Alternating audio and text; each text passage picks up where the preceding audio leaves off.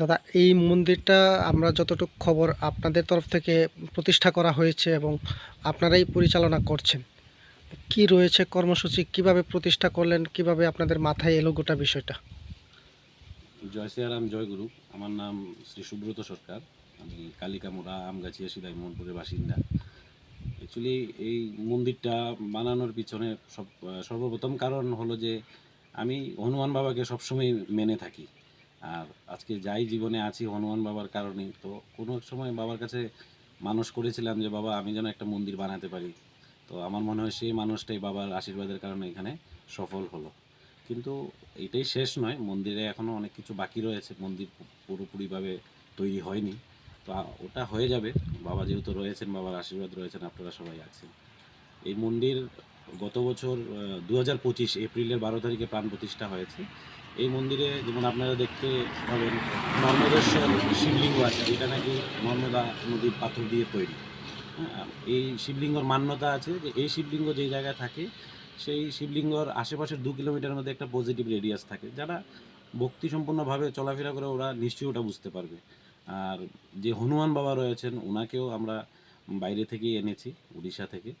তো এরকমভাবে আমরা মানে ইনিশিয়ালি যা যা ছিল আমার পুঁজি আমি সব এখানেই বাবার কাজে লাগিয়ে দিলাম জনগণের জন্য। কারণ আমরা তো ব্যক্তিগত জীবনে সবাই ব্যস্ত, সবাই একজন আরেকজনের সঙ্গে কথা বলারও অনেক সময় থাকে না। তো ভাবলাম যে মন্দিরটা হয়ে গেলে মানুষ অন্ততপক্ষে ঠাকুর দর্শনের কথা ভেবে হলেও এক জায়গায় সবাই একসঙ্গে জড়িত হবে। তাই এই মন্দিরটা বানানো হয়েছে।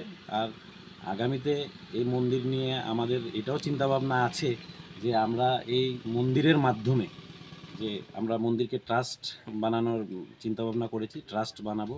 কারণ সমাজে এই মন্দিরের মাধ্যমে কিছু সামাজিক কাজকর্ম করার আমাদের চিন্তাভাবনা আছে। যেমন হলো ধরুন অনেকে মেয়ে বিয়ে দিতে গেলে অনেক কষ্টর সম্মুখীন হতে হয় টাকা পয়সার জন্য, কিংবা পড়াশোনা করতে পারছে না নিজের বাচ্চাকে, কিংবা চিকিৎসা করাতে পারছে না নিজের বাবাকে মাকে কিংবা বাচ্চাকে, যেটাই হোক।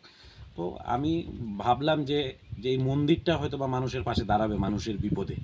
তো ওই হিসাবে, কারণ কীভাবে দাঁড়াবে যখন মানুষ, আমরা তো কেউ কারোর কাছে টাকা চাইলে 100 টাকা চাইলেও আমরা দিতে দ্বিধাবোধ করি, কিন্তু আমরা ঠাকুরকে দিই। আর ঠাকুরের শিব চতুর্দশীতে আপনাদের কি অনুষ্ঠান বা কর্মসূচি রয়েছে? শিব চতুর্দশী আগামী 15 এবং 16 ফেব্রুয়ারি, যেটা রোজ রবিবার এবং সোমবার। তো রবিবারে বিকেলবেলা 5টা কততে শিব চতুর্দশী শুরু হবে এবং সোমবারে 5টা 24 নাগাদ সন্ধ্যার সময় শেষ হয়ে যাবে। তো আমরা এই দুদিনের জন্য আমরা রুদ্র অভিষেক করানো হবে বাবা নর্মদেশ্বর মহারাজকে, এবং আমরা মহামৃত্যুঞ্জয় মন্ত্র আমরা পাঠ করাবো এখানে একটা মহাযজ্ঞর অনুষ্ঠানের মাধ্যমে। তো আমি আপনাদের সংবাদ মাধ্যমে আমি বলতে চাইছি যেন সকল ভক্তবৃন্দরা, এলাকাবাসীরা, যে মানে ত্রিপুরার যে যেখান থেকে পারেন আপনারা আসতে পারেন, এই মহাযজ্ঞে এই মন্ত্র পাঠে আপনারা বসতে পারেন এবং বাবার আশীর্বাদ নিতে পারেন। পাশাপাশি আমাদের এই আগামী এপ্রিল 2 তারিখ, 2026 এপ্রিল 2 তারিখ হনুমান জন্মজয়ন্তী, যেহেতু হনুমান মন্দিরও, তো এখানে হনুমান জন্মজয়ন্তী উপলক্ষে বিশাল বড় জন্মজয়ন্তী হনুমান জন্মজয়ন্তী পালন করা হবে। এবং বাৎসরিক উৎসবটাও ওই পাশাপাশি ওর সঙ্গেই এপ্রিলের 2 এবং 3 তারিখ এখানে পালন করা হবে। মেলা, এখানে মেলা হয়। সুতরাং আপনারা সবাই আসবেন। আপনাদের আপনাদের উপস্থিতি এই অনুষ্ঠানকে আরও সুন্দর করে তুলবে। নমস্কার।